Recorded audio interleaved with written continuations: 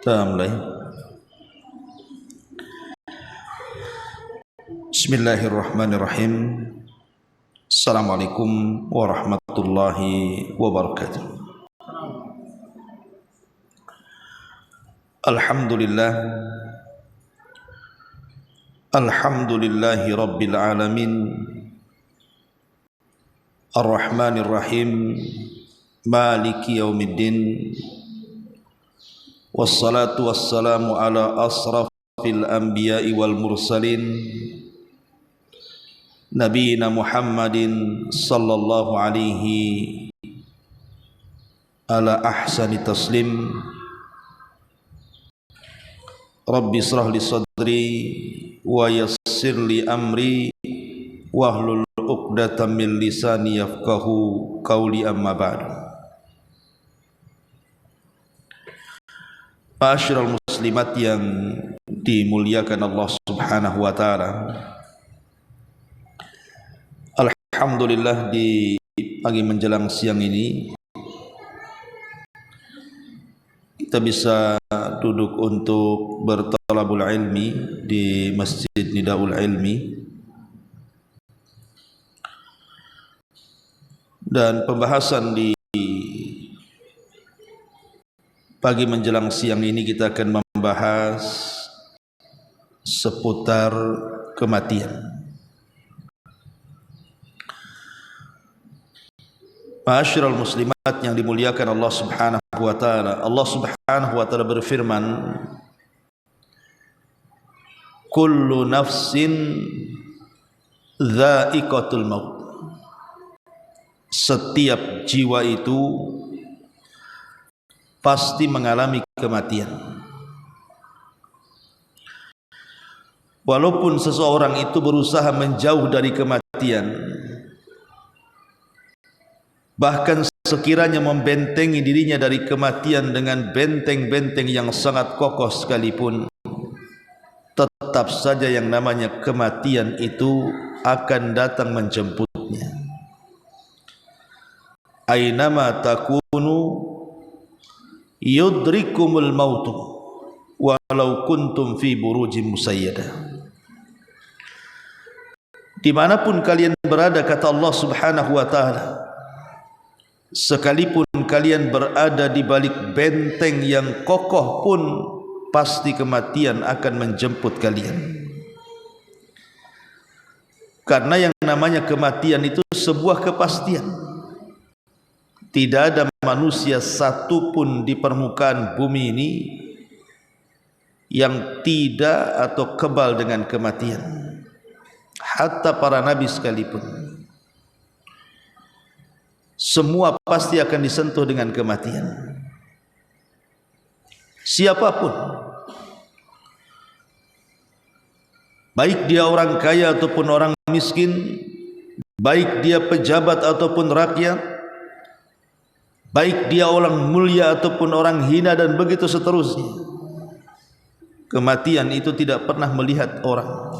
Kalau sudah datang saja waktunya, la yastakhiruna sa'atan wa la yastaqdimun. Tidak mungkin diakhirkan, tidak mungkin dikedepankan. Pas waktunya. Ma'asyiral muslimat yang dimuliakan Allah Subhanahu wa taala, maka seorang muslim dengan kematian harus menjadi pelajaran. Kata Abu Darda radhiyallahu an, kafa bil mauti wa'ida. Cukuplah dengan kematian itu dijadikan pelajaran bagi kita. Jadi kalau seandainya ada pengumuman, sekarang kan mudah pengumuman itu karena sudah ada medsos. Mungkin ada saudara kita di kampung, orang tua kita di kampung, ataupun orang-orang di sekitar kita dari tetangga-tetangga kita, tiba-tiba muncul pengumuman di grup-grup WA, inna lillahi wa inna ilaihi rajiun, telah berpulang ke rahmatullah, umpamanya fulan ibn fulan atau fulanah ibn fulanah. Harusnya ketika mendengar kematian itu, kata Abi Darda radhiyallahu an, kafa bil mauti wa'ida. Jadikanlah dalam setiap kematian itu sebuah pelajaran bahwa kita juga akan menyusul dia. Makanya kenapa Nabi SAW mengajarkan doa apabila kita masuk ke kuburan, yang terkandung dalam setiap salam kita ketika masuk dalam kuburan, assalamu alaikum ya ahlal kubur wa inna bikumul lahikun nas'alullahu lana wa lakumul afiyah. Keselamatan bagi kalian wahai penduduk kubur, sesungguhnya kami juga akan menyusul kalian,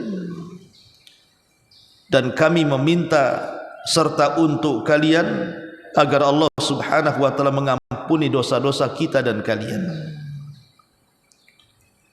Lihat, Nabi SAW mengajarkan wa inna bikumul lahikun, bahwa kita juga akan menyusul kalian. Artinya kita ini sedang berada di antrian kematian. Boleh jadi bulan kemarin si fulan, minggu kemarin si alan, boleh jadi hari ini kita tidak tahu. Karena kematian itu akan terus membayang-bayangi setiap manusia. Manusia tidak mungkin lari dari kematian, karena kematian sebuah kepastian. Ma'asyiral muslimat yang dimuliakan Allah Azza wa Jalla, dari sini jangan sampai kita lalai, apalagi sampai melupakan bahwa kita akan mati. Oleh karena itulah maka diperlukan seseorang itu al-isti'dad lil maut, berusaha untuk mempersiapkan diri demi kematian kita. Makanya Nabi SAW ketika menjelaskan tentang orang yang cerdas, siapa yang orang yang cerdas itu? Apakah orang yang cerdas itu orang-orang yang memiliki nilai cum laude di sekolah-sekolah mereka? Apakah orang yang cerdas itu mereka para penemu, para profesor dan begitu seterusnya?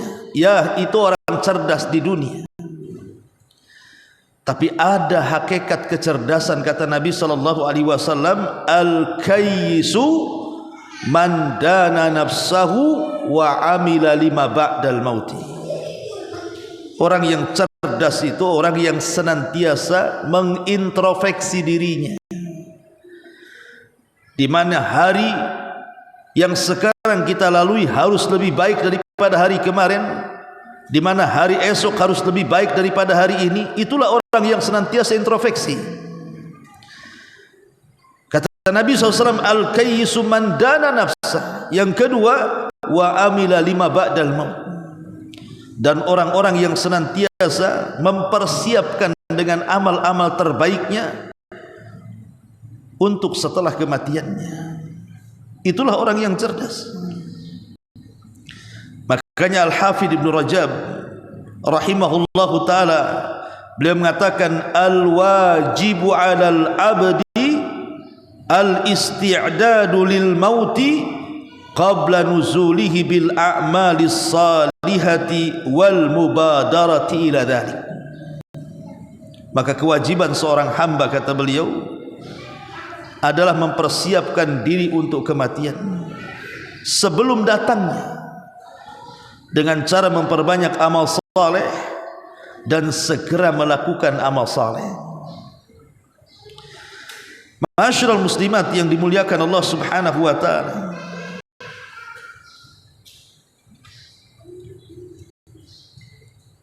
Abu Darda radhiyallahu anhu satu hari melihat seseorang yang sudah menjadi jenazah. Jadi ada jenazah lewat di hadapan Abu Darda radhiyallahu anhu. Kemudian dia mengatakan, man hadza, siapa orang ini? Man hadza, siapa orang ini? Faqala Abu Darda mengatakan, hadza anta, ini adalah kamu. Jadi Abu Darda mengatakan, ini adalah kamu kepada orang yang bertanya, jenazah siapa ini? Sekali lagi Abu Darda melihat jenazah. Tiba-tiba datang seseorang ke Abu Darda menanyakan, ya Abu Darda, ini jenazah siapa? Kata Abu Darda, ini kamu, kepada orang yang bertanya. Maka orang ini mengatakan, ya Abu Darda, aku masih hidup. Yang mati bukan aku ingin bertanya kepadamu, siapa orang itu yang mati itu? Maka Abu Darda radhiyallahu anhu mengatakan, kenapa saya katakan ini kamu?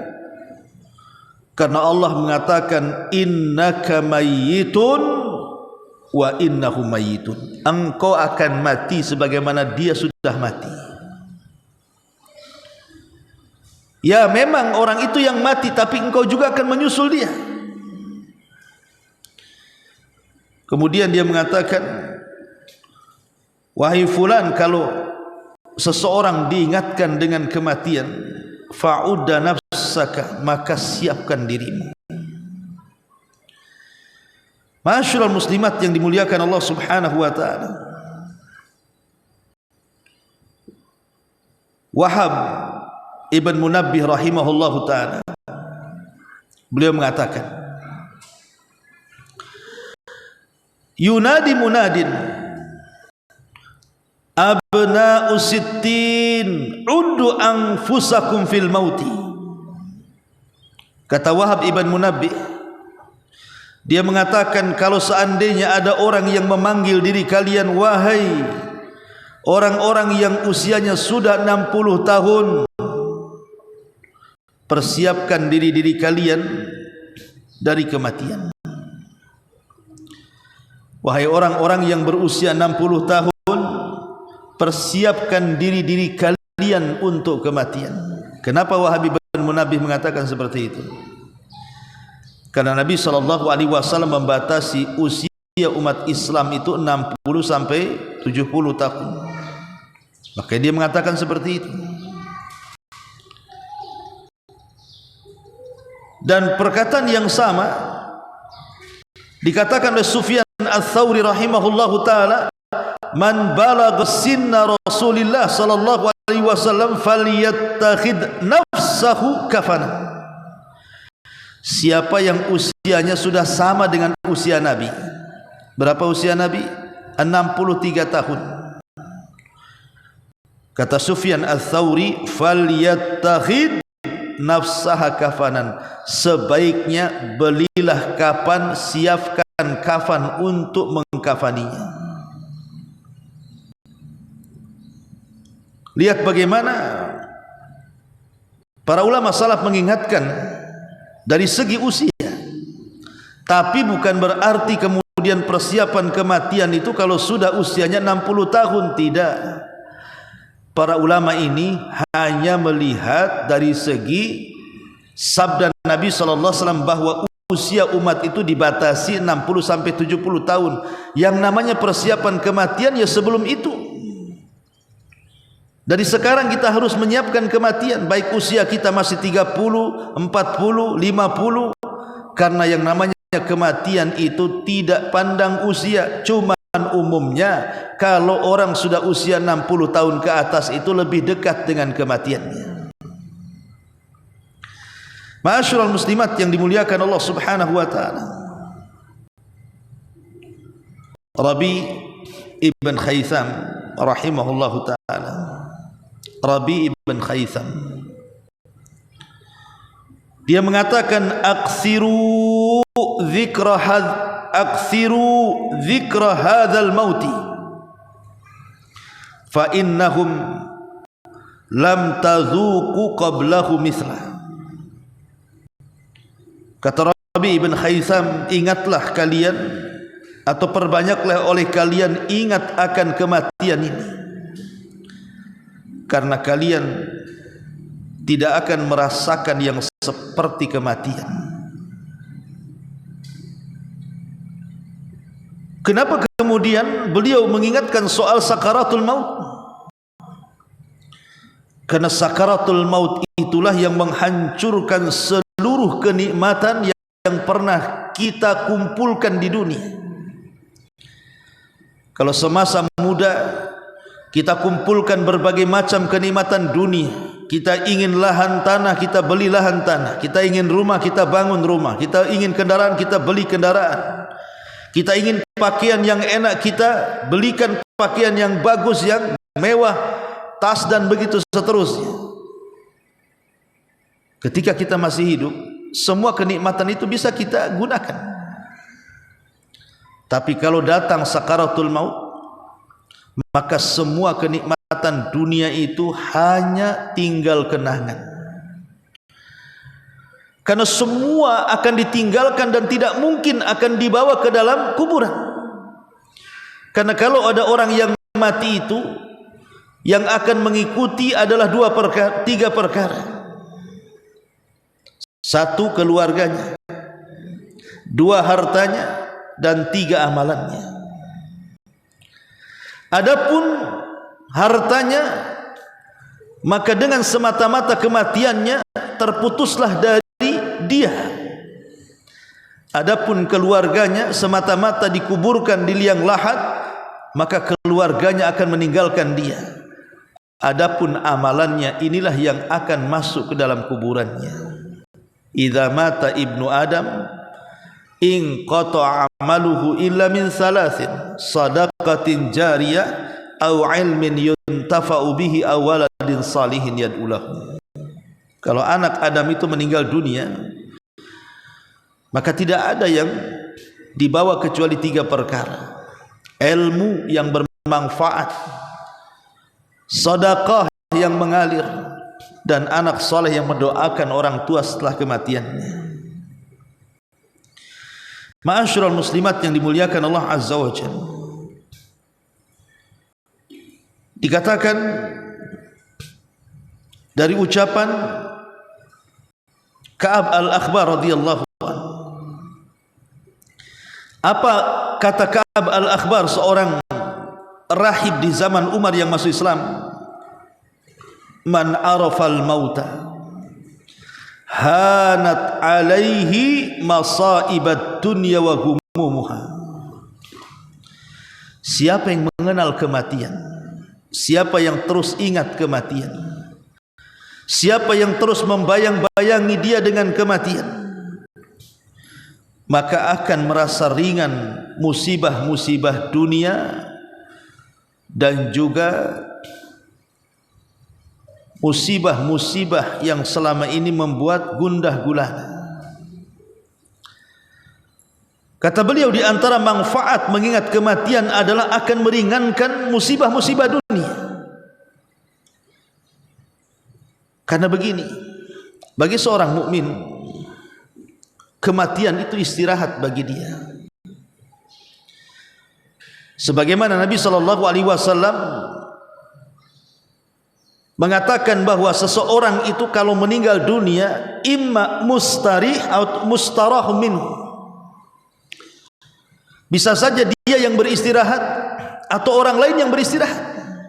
Jadi kalau orang meninggal tubuh, cuma dua saja masalahnya: dia yang beristirahat dari kematian atau orang lain yang beristirahat dari kematiannya. Kalau dia yang beristirahat, bersyukurlah dia, karena dia meninggalkan dunia yang penuh dengan bala bencana dan musibah yang tidak kunjung berhenti pada kehidupannya. Tapi kalau orang lain yang istirahat dari kematiannya, celaka dia, karena bukan dia yang beristirahat, orang lain yang beristirahat. Berterima kasih kepada Allah atas kematiannya, karena ketika dia hidup dia selalu berlaku jahat. Ketika dia mati, orang lain senang istirahat dari dia. Sekarang tinggal pilih saja, Bu. Kalau kita meninggal itu, kita yang beristirahat atau orang lain yang beristirahat dari kita? Lah, kematian seorang mukmin itu adalah mustarih. Berarti terputusnya dari dunia itu betul-betul dia menghadapi kehidupan yang akan terus di atas kenikmatan. Dia akan beristirahat. Betullah ucapan manusia yang mengatakan, mari kita antar jenazah ini ke tempat peristirahatan yang terakhir. Kalau kalimat ini ditunjukkan kepada seorang mukmin yang selalu beramal saleh, betul. Tapi kalau kalimat ini ditunjukkan kepada orang jahat, ingat, kuburan itu bukan akhir perjalanan dia, bukan akhir tempat peristirahatan dia. Justru dia akan mempertanggungjawabkan semua yang dilakukan dia selama di dunia, apakah baik ataukah buruk. Makanya di sini Ka'b al-Akhbar mengatakan bahwa man arafal mauta hanat alaihi masaibud dunya. Siapa yang ingat kematian maka hilanglah masalah-masalah dunia. Masyarul muslimat yang dimuliakan Allah Azza wa Jalla, Umar bin Abdul Aziz rahimahullahu ta'ala mengatakan, man aktsara dzikral mauti ijtara'a minad dunya bil yasir wa in istash'arta dzikral mauti fi lailik aw naharik bughidha ilaika kullu fanin wa hubbiba ilaika kullu bakin. Kata Umar bin Abdul Aziz, dia mengatakan, barang siapa yang memperbanyak mengingat kematian, barang siapa yang banyak mengingat kematian, bagi dia dunia itu perkara ringan.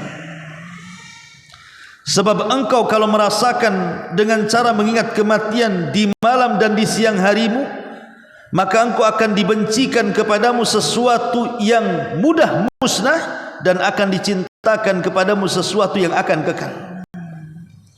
Dan kekekalan tidak mungkin ada kecuali di akhirat. Surgalah yang kekal atau neraka yang kekal. Dunia ini tidak akan kekal.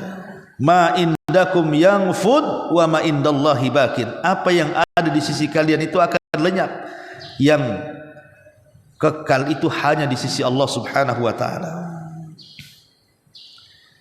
Kemudian juga Hasan Al-Basri rahimahullahu taala, beliau mengatakan, ma aktsaru 'abdin dzikrul mauti illa ru'iya dzalika fi amalihi wa la tala amalu 'abdin qad illa asa'al amal.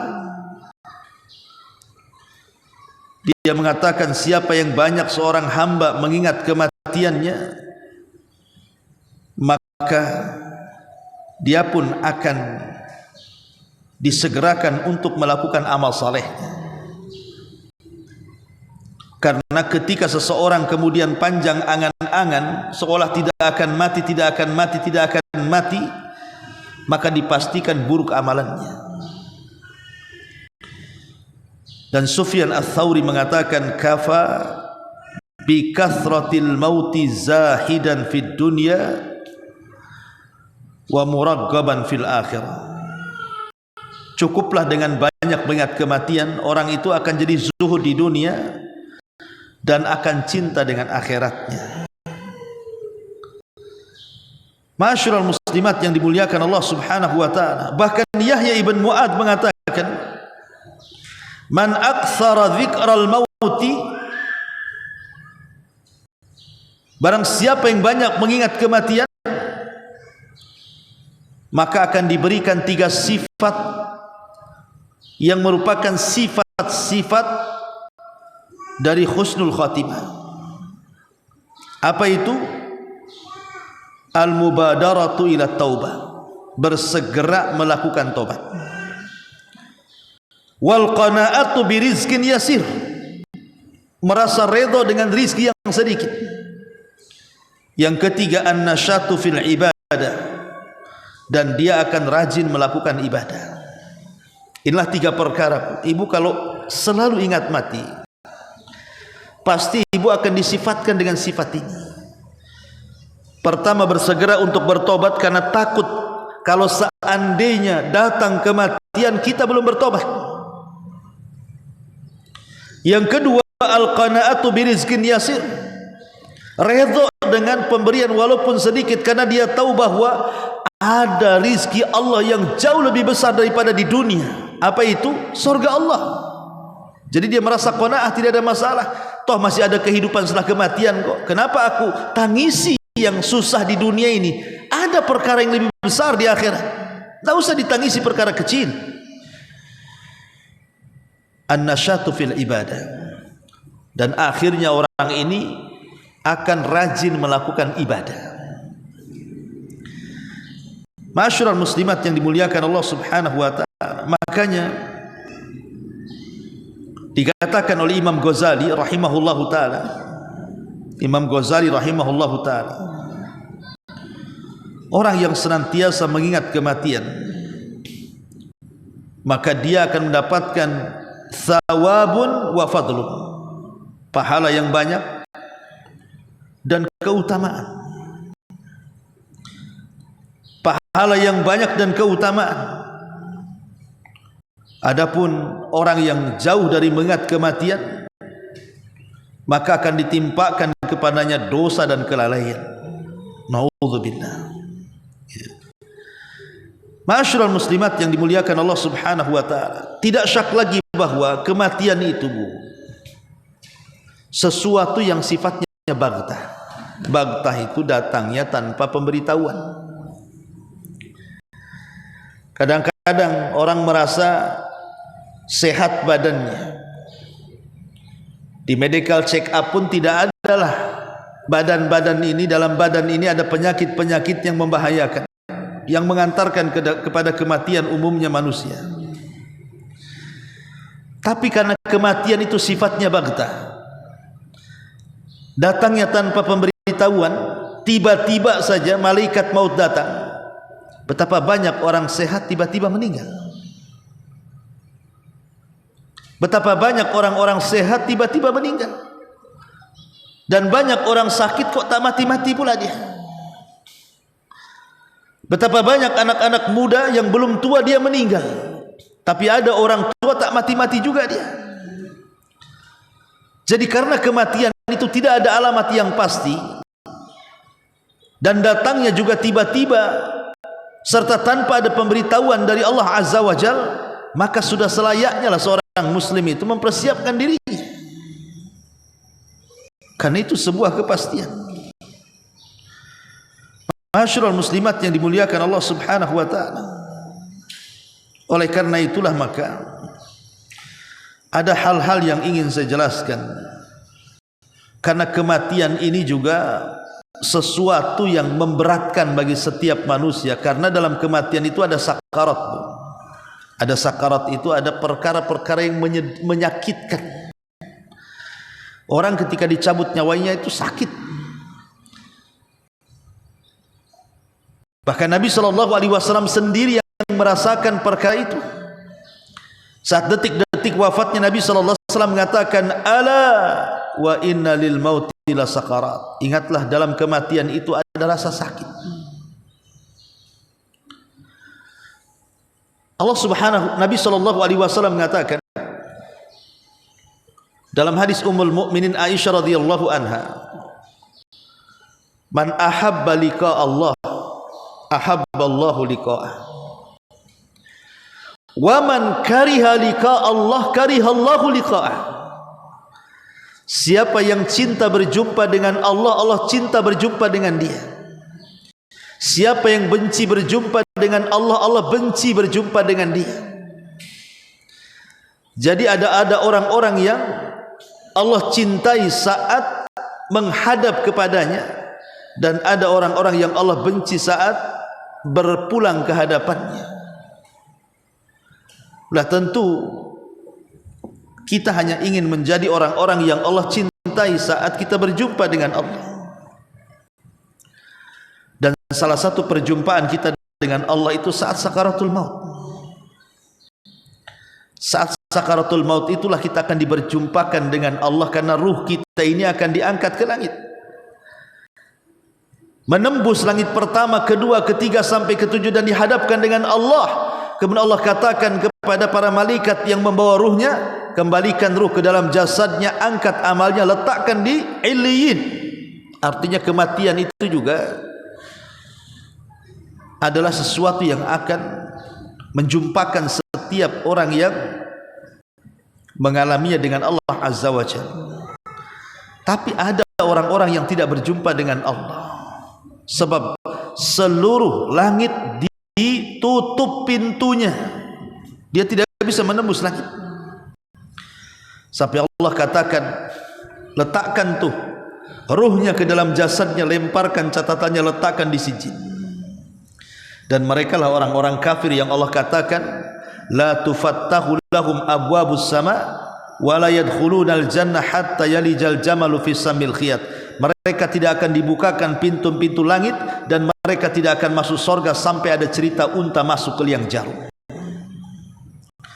Ma'asyiral muslimat yang dimuliakan Allah Subhanahu wa taala, maka kita berharap kita adalah orang-orang yang saat meninggal dunia Allah cintai, karena kita cinta berjumpa dengan Allah. Dan Nabi SAW mengatakan, man aradallahu al-abda khairan ajjalallahu uqubatah. Barang siapa yang Allah kehendaki bagi seorang hamba itu kebaikan, maka Allah akan segerakan azabnya di dunia. Jadi kalau Allah berkehendak kita ini orang baik, Bu, maka pasti Allah akan segerakan azab kita ini di dunia sebelum akhirat. Dan akhirat mungkin tidak akan diazab lagi, karena semua azabnya sudah Allah berikan di dunia. Boleh jadi azab itu berupa musibah, entah musibah kesehatan, entah musibah keluarga, entah musibah orang lain, entah musibah ekonomi, macam-macam lah musibah itu kan. Tapi dia bisa melewatinya. Kalaupun seandainya adalah yang tersisa dosa, mungkin tidak banyak dosa itu, karena belum sempat dihapus oleh Allah Subhanahu wa taala, lah boleh jadi dosa yang sedikit itu, itulah yang menjadikan sakaratul maut, sakitnya dia saat kematian. Karena kata ulama salaf, kenapa dalam kematian itu ada rasa sakit? Kalau dia seorang mukmin, boleh jadi itu sisa-sisa dosanya, supaya Allah Subhanahu wa taala menghapuskan dosanya di dunia dan tidak membawa dosa ke akhirat. Tapi kalau rasa sakit dirasakan orang kafir, munafik, orang zalim, orang mujrim, orang jahat, berarti itu awal dari azab yang Allah timpakan di dunia untuk lebih diazab lagi kelak setelah kematian. Ma'asyiral muslimat yang dimuliakan Allah Azza wa Jalla, dari sini kita tahu bahwa kalau Allah menghendaki kebaikan, Allah segerakan hukumannya di dunia, maka bersabarlah.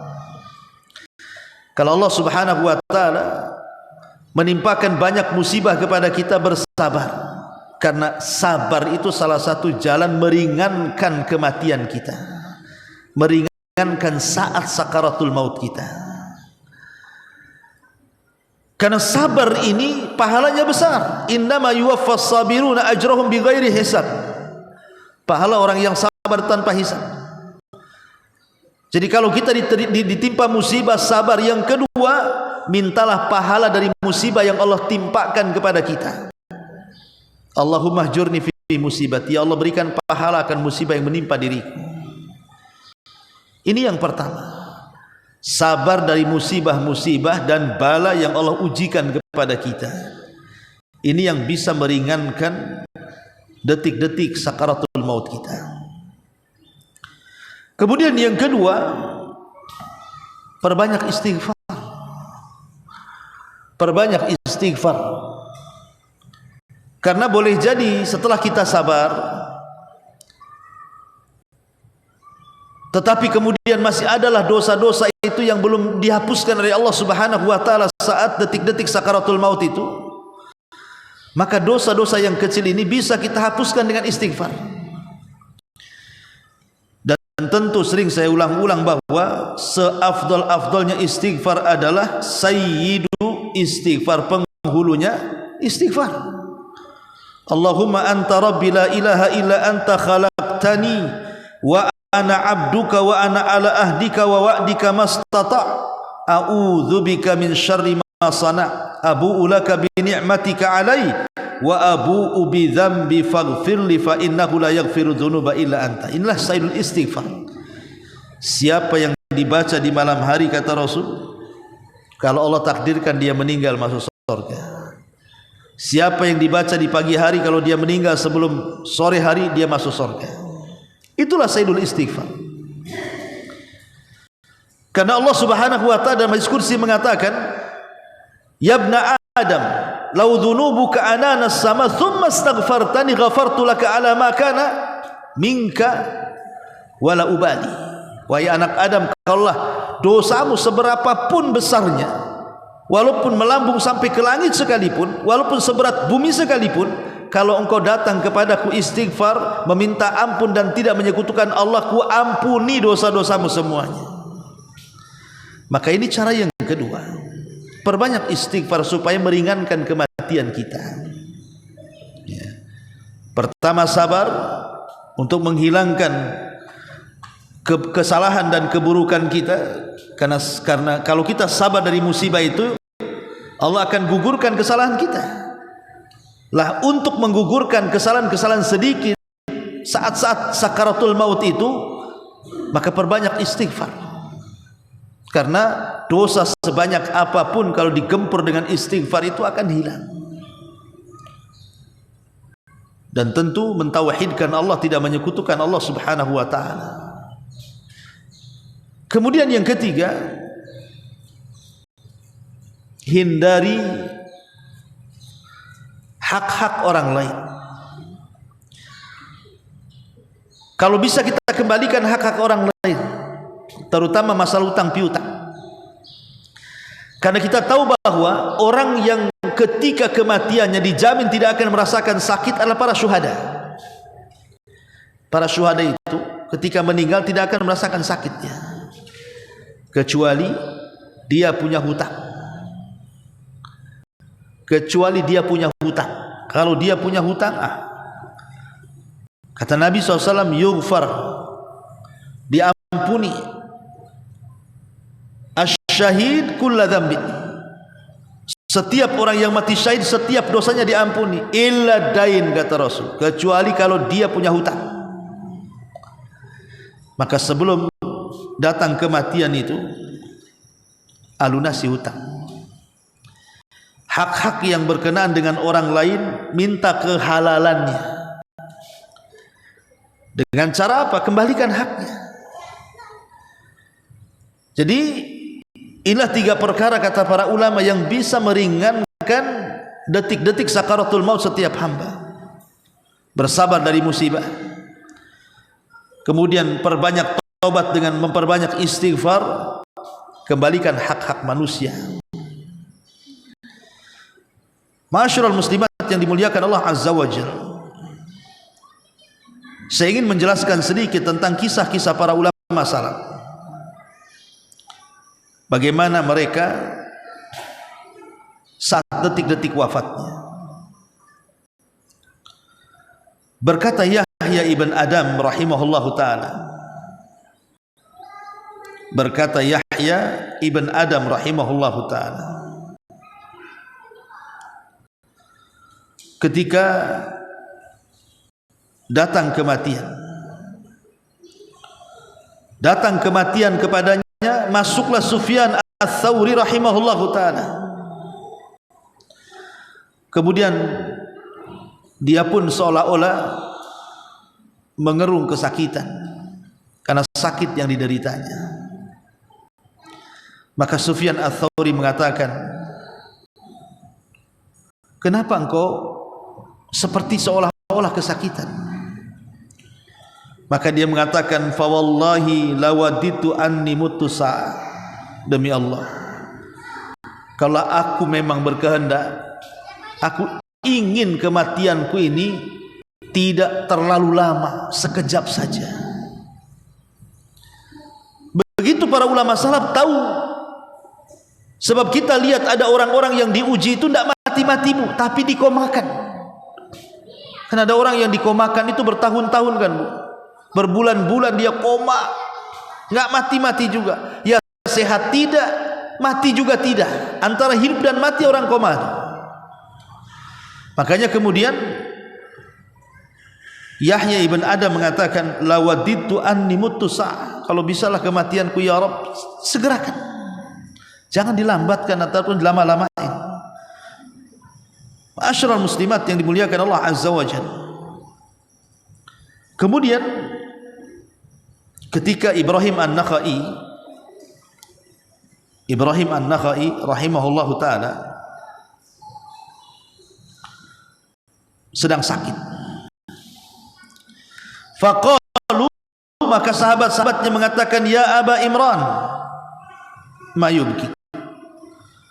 Jadi Ibrahim An-Nakhai saat sakit itu dia menangis. Jadi orang-orang di sekitarnya dari kerabat dan sahabatnya mengatakan, apalah yang membuat engkau menangis wahai Aba Imran, kunyah daripada Ibrahim An-Nakhai ini.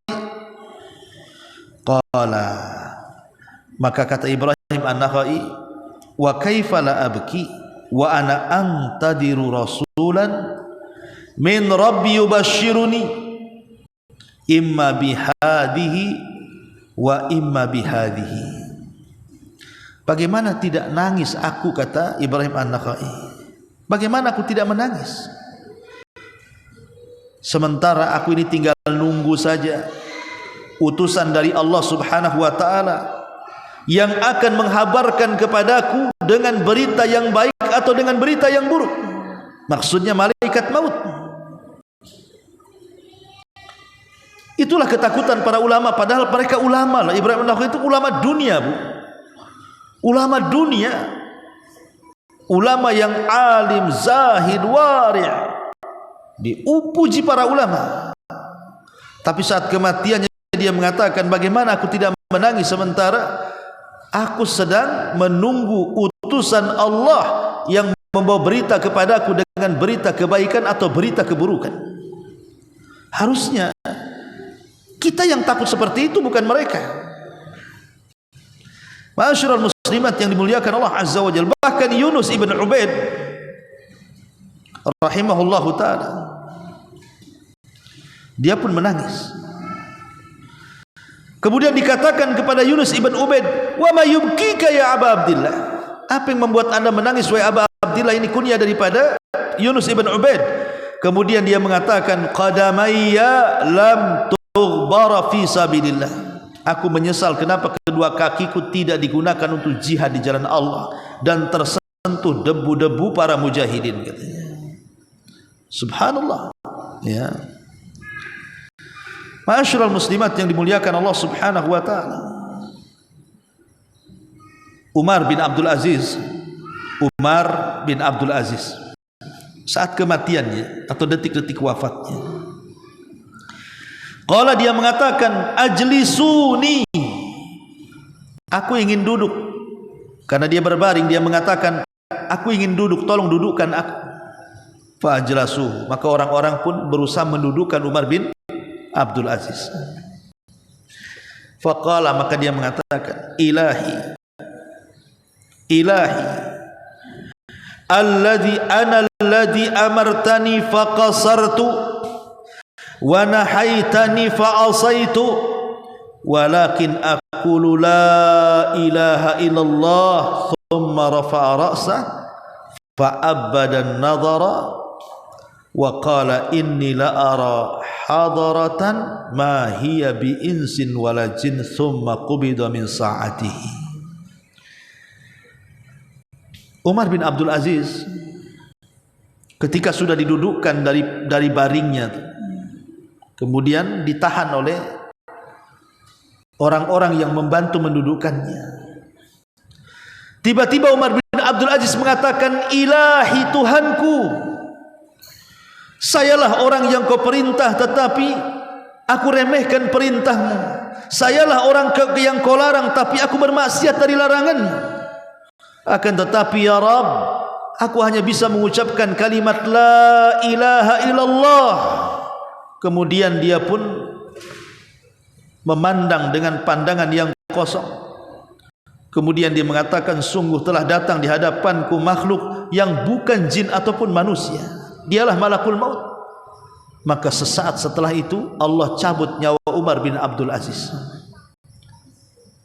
Lihat bagaimana penyesalan seorang Umar bin Abdul Aziz, pemimpin yang dikatakan Imam Mahdi oleh sebagian ulama karena keadilannya, karena kealimannya, karena kezahidannya.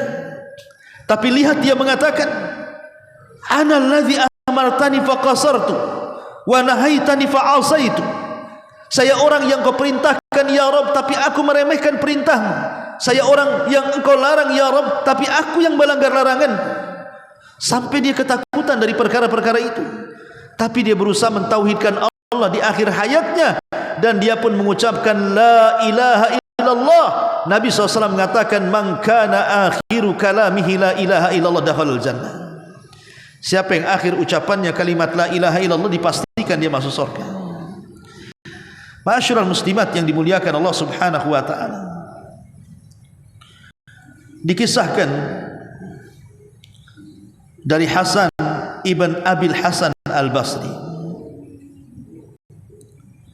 ketika Mu'ad meninggal dunia, Mu'ad ibn Jabal radhiyallahu anhu meninggal dunia. Ini yang menceritakan Hasan Al-Basri. Jadi saat Mu'ad bin Jabal ini sedang sakaratul maut, dia menangis.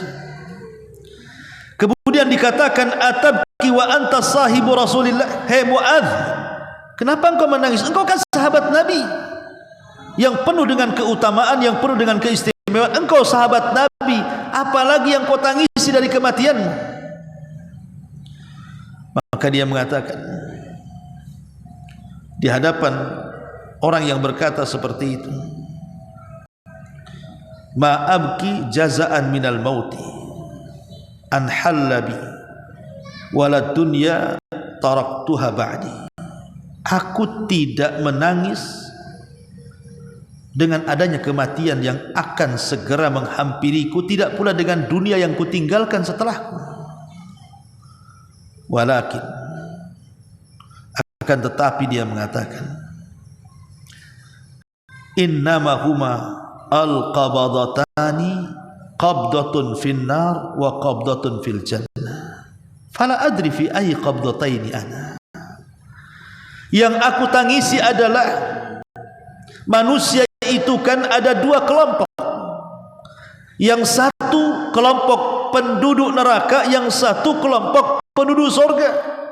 Kalau seandainya malaikat maut datang mencabut nyawaku, aku tidak tahu dari mana dua kelompok ini. Apakah aku termasuk kelompok ahli surga atau aku termasuk kelompok ahli nar? Aku tidak tahu.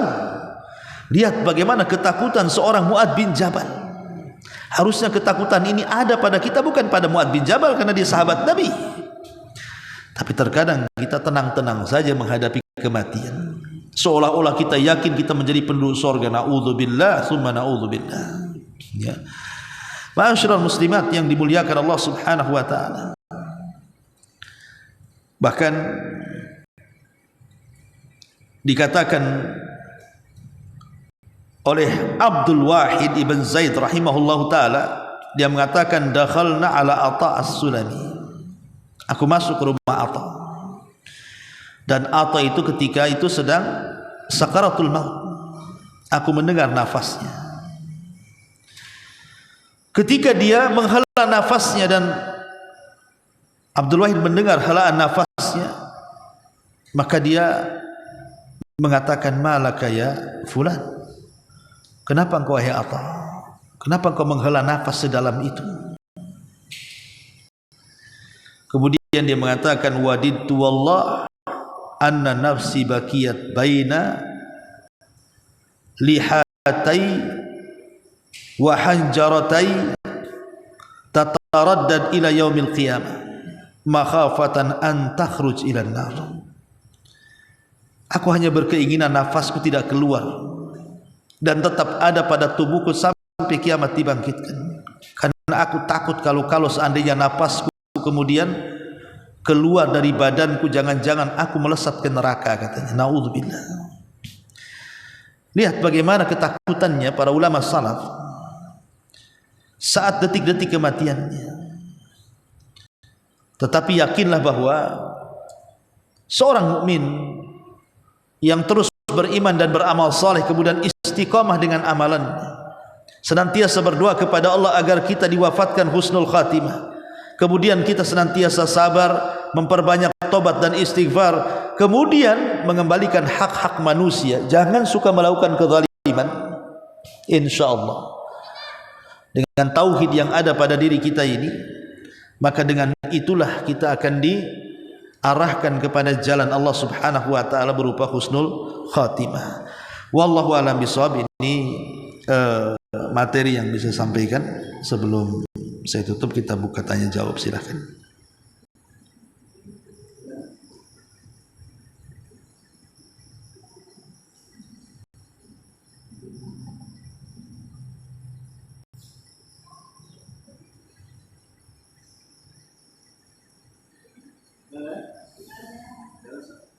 Alhamdulillah. Subhanakallah bihamdika asyhadu an la ilaha illa anta astaghfiruka wa atubu ilaik. Allahu taala alam. Assalamualaikum warahmatullahi wabarakatuh.